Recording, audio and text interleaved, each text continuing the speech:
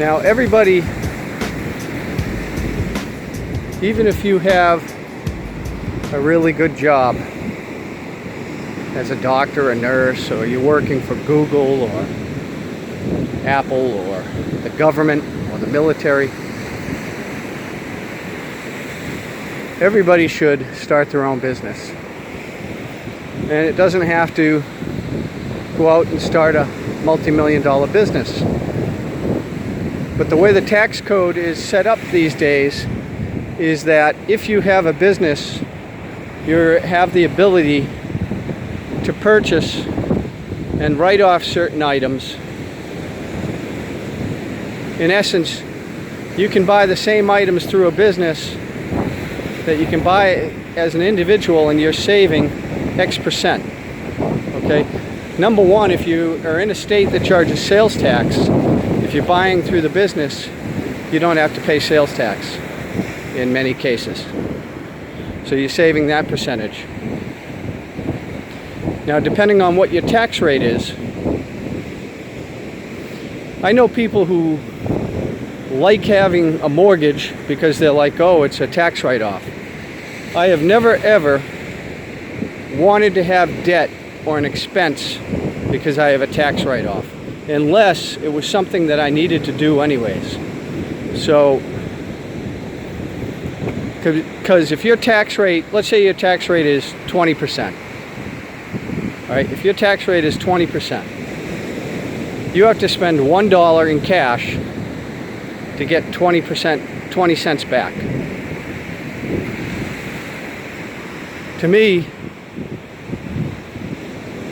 unless it was something, okay, I had to have anyways,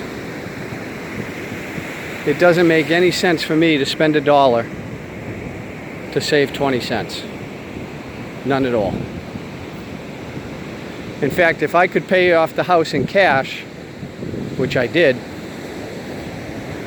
then the total cost of your house is now lower. Look at how much you're going to pay for that house over 15, 20, 30 years, however long your mortgage is. And you're going to find that that house for $300,000 is now going to cost you $1 million. And people will come back and say, yeah, but then I can take that money and I can put that money into an investment device that will earn a higher rate of return than the mortgage. Well, can you guarantee that? See, I look for, again, 80-20 rule. 80% of the time, or whatever your number is, for some it might be 99% of the time I want to guarantee.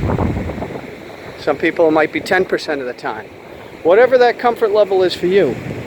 If I can take a guarantee, I bought my house a while ago, so my mortgage was 5.25% on a 15-year when I first did it. And after the first year and a half, you know, the stock market was not doing well back then. And I said to myself, I said, you know what? I'm paying 5.25%. If I just paid off this mortgage, that's immediate 5.25% return. Bam. And for me, that was an easy decision for me because I hate having debt. It's just my personal, you'll hear the rich man, poor man guy say he loves debt. Okay. Now, if I was going to invest in commercial buildings or industrial buildings or into any sort of investment that was generating cash or a return on that investment, then yes, but not on my home. I just don't like carrying any personal debt. As far as a business, I mean, when you start buying property as an investment, then absolutely, if you can pay in cash, even better. But until you have that type of cash flow, so, because how much is enough? I mean, you could argue that it's good to leverage it all, and instead of paying off that mortgage, use the cash to buy another building or to put into another investment. And again, this all goes to whatever your risk tolerance is and whatever your achievement is. But especially at the beginning, if you don't have a lot of cash, you're going to have a certain amount of leverage to get started.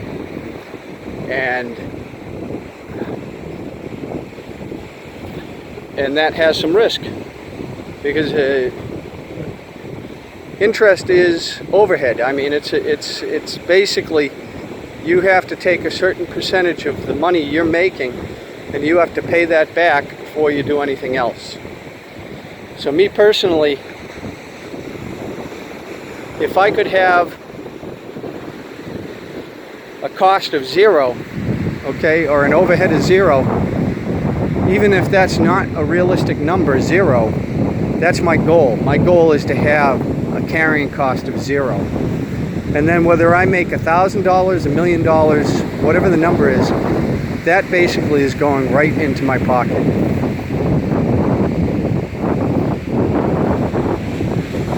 And all of this does factor into time. And the most important thing we can have is health and happiness. And that's, again, a personal decision.